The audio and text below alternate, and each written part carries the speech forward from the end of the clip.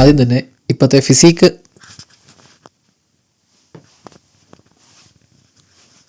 ഒത്തിരി ഷ്രെഡഡ് അല്ല, but still lean muscle tissues ആയിട്ട് തന്നെയാണ്.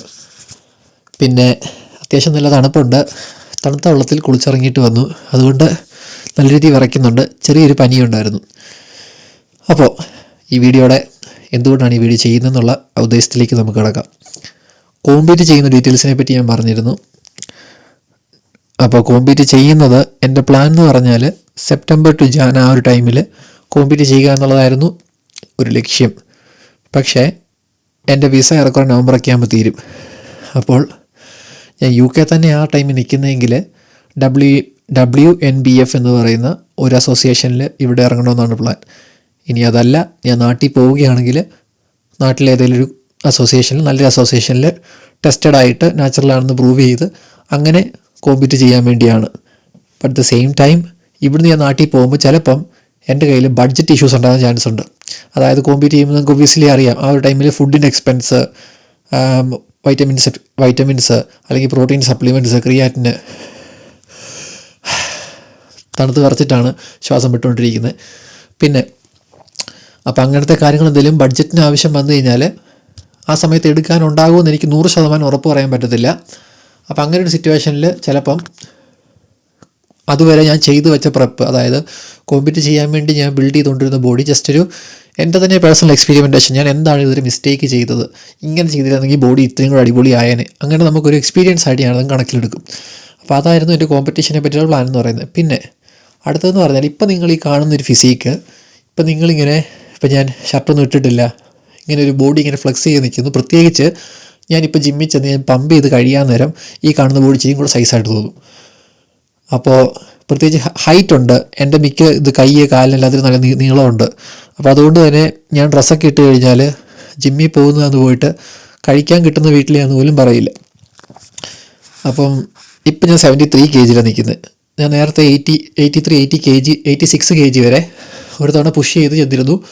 ആ ഒരു പോയിന്റിൽ മുഖത്തൊക്കെ അത്യാവശ്യം ഫാറ്റ് വന്നിരുന്നു. ഇപ്പം എൻ്റെ മുഖം നല്ല ഒട്ടിയാണ് ഇരിക്കുന്നത്. പക്ഷേ ഇപ്രാവശ്യം ഞാൻ ചിന്തിച്ചിരുന്നത് ലീനായിട്ട് ബോഡി ആക്കിയിട്ട് ഒന്നുകൂടെ ബോഡി ഇച്ചിരി സൈസിലോട്ട് ബിൽഡ് ചെയ്ത് വരാമെന്നാണ്. പക്ഷേ എൻ്റെ പുതിയ ജോലിയിൽ 8 മണിക്കൂറാണ് കോൺട്രാക്റ്റെങ്കിലും ചില ദിവസങ്ങളിൽ 12-13 മണിക്കൂർ വരെ വർക്കൗട്ട് ചെയ്യേണ്ട സിറ്റുവേഷൻ വന്നിട്ടുണ്ട്. പക്ഷേ ലോങ് ടൈമിൽ എൻ്റെ ഹെൽത്തിന് അത് നല്ലതല്ല. അപ്പോൾ ഞാനത് ഓൾറെഡി ഞാൻ വേറെ ജോലി നോക്കുന്നുണ്ട്. അവരുടെ അടുത്ത് ഞാനത് പറഞ്ഞിരുന്നു, ആവശ്യം ഇച്ചിരിയും കൂടെ കുറയ്ക്കണം. പിന്നെ എൻ്റെ കാലറി ഇൻടേക്ക് ഞാൻ ഓൾറെഡി ഡെഫിസിറ്റ് അല്ല, മെയിൻ്റനൻസിൽ തന്നെ നിന്ന് ബോഡി ഫാറ്റ് പെർസെൻറ്റേജ് കട്ടായി പോകുന്ന രീതിയിലാണ് നിന്നിരുന്നത്. അപ്പോൾ പെട്ടെന്ന് വർക്ക് ലോഡ് കൂടിയപ്പം അതിനനുസരിച്ച് എൻ്റെ മസിൽ ഒത്തിരി ഡ്രോപ്പ് ആവുകയും ചെയ്തു. അപ്പം ഇപ്പോൾ ഈ നിൽക്കുന്ന ഈ സ്റ്റേറ്റ് അല്ലായിരുന്നു ഞാൻ എക്സ്പെക്റ്റ് ചെയ്തത്. ഒരു ഇച്ചിരിയും കൂടി മസ്കുലർ ലുക്ക് ബട്ട് ലീൻ എന്നാണ് ഉദ്ദേശിച്ചിരുന്നത്.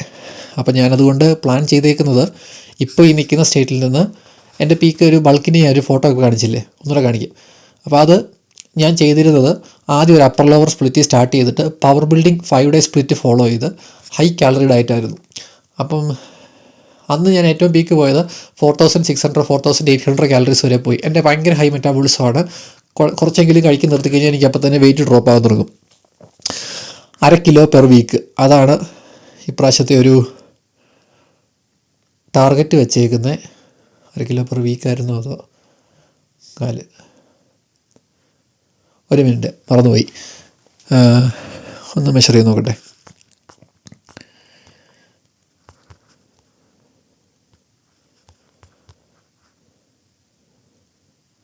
അതെ, അപ്രോക്സിമേറ്റ്ലി 1/2 കിലോ പെർ വീക്ക്, അതായിരിക്കും ഇപ്രാവശ്യത്തെ ടാർഗറ്റ്. ആ ടാർഗറ്റ് വെച്ചായിരിക്കും സൈസ് കയറ്റാൻ നോക്കുന്നത്.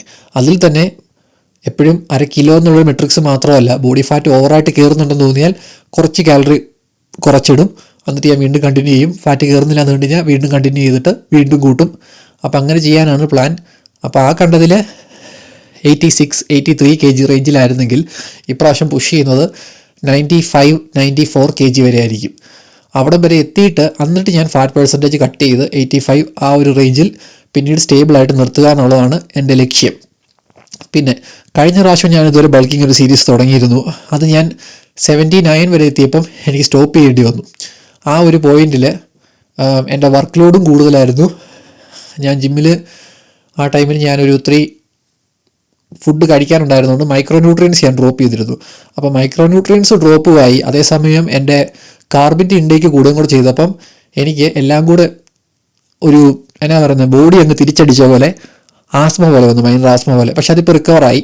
സാൽമൺ അല്ലെങ്കിൽ കുറച്ച് പച്ചക്കറികൾ ആഡ് ചെയ്യുമ്പം അത് ഓക്കെ ആകുന്നുണ്ട്, കുഴപ്പമൊന്നുമില്ല. അപ്പോൾ അത് ഇൻക്ലൂഡ് ചെയ്തുള്ള ഡയറ്റ് അത് വെച്ച് ഇപ്രാവശ്യം പുഷ് ചെയ്ത് 95-96 വരെ എത്തിക്കാനാണ് പ്ലാൻ. പിന്നെ ഇമ്പോർട്ടൻറ്റ് വേറൊരു ടിപ്പ്, ഇപ്പം ഞാൻ ഗ്രോസറി ഷോപ്പിങ്ങിന് പോവുകയാണ്. പുതിയ ഡയറ്റ് ഞാൻ എഴുതി വെച്ചു. എന്നിട്ട് എൻ്റെ കയ്യിൽ എന്തൊക്കെ ഫുഡാണോ ഇല്ലാത്തത് അത് മാത്രമാണ് ഞാൻ മേടിക്കണം എന്നുള്ള ലിസ്റ്റിൽ ഞാൻ എഴുതി വെച്ചേക്കുന്നത്. ഇതിൻ്റെ റീസൺ, നമ്മളവിടെ ചെന്ന് കഴിഞ്ഞാൽ നമുക്ക് കാണുന്ന എല്ലാം മേടിക്കാൻ തോന്നും. ഒരിടത്തും നമ്മൾ ആ ഫ്രൂട്ട് കൊള്ളാം, ഇത് കഴിച്ചിട്ടില്ല, അങ്ങനെ കഴിക്കാം, അങ്ങനെ നമുക്ക് പലതും നമുക്ക് കഴിക്കാൻ തോന്നും. പക്ഷെ നമ്മൾ എഴുതി വെച്ചേക്കണം. നമ്മളൊരു ബഡ്ജറ്റ് ഇട്ടിട്ടുണ്ടായിരിക്കും, അതായത് നമുക്ക് ഇത്ര ഫുഡ് ഒരാഴ്ചത്തേക്ക് വേണം, അപ്പോൾ ഇങ്ങനെ കഴിച്ച് കഴിഞ്ഞാൽ ഇത്രയും കാശ് എൻ്റെ കയ്യിൽ നിന്ന് പോകത്തുള്ളൂ. അപ്പോൾ ഞാനെപ്പോഴും അങ്ങനെയാണ് ചെയ്യുന്നത്. ഒരു തവണ ബില്ല് എവിടുന്ന് കൊണ്ടുവരും, എന്നിട്ട് ആ ബില്ല് വെച്ച് ഞാൻ കാൽക്കുലേറ്റ് ചെയ്ത് നോക്കും. ഇപ്പോൾ ഒരു ദിവസം 150 ഗ്രാം ചിക്കൻ എടുത്തു കഴിഞ്ഞാൽ അതിന് ഇത്ര പ്രൈസേ ആയിട്ടുള്ളൂ, ഒരാഴ്ച വരുമ്പോഴത്തേക്ക് ടോട്ടൽ ഇത്ര വരുള്ളൂ. അങ്ങനെ എല്ലാ ഫുഡും ഞാനൊന്ന് സ്പൈസസ് ഒഴികെ, അത് ഒത്തിരി നാളത്തേക്കുണ്ടല്ലോ, സ്പൈസസ്, സോൾട്ട്, അതൊക്കെ ഒത്തിരി നാളത്തേക്കുണ്ട്. അതൊഴികെ ബാക്കി മെയിൻ ഡെയിലി കൺസ്യൂം ചെയ്യുന്ന ലാർജ് പോർഷൻസ് ഉള്ള സാധനങ്ങൾ ബഡ്ജറ്റ് ഇട്ട് വെച്ചേക്കും. അപ്പോൾ ആ ബഡ്ജറ്റ് ക്രോസ് ആയി പോകരുതൊരിക്കലും. അതുകൊണ്ട് എപ്പോഴും കോൺസ്റ്റൻ്റ് ആയിട്ട് നമ്മുടെ ഡയറ്റിലുള്ള ഫുഡുകൾ മാത്രം മേടിക്കുന്ന രീതി വേണം പ്ലാൻ ചെയ്യാൻ. അപ്പം ഇനി സാധനം മേടിക്കണം, അത് കഴിഞ്ഞ് വർക്കൗട്ട്.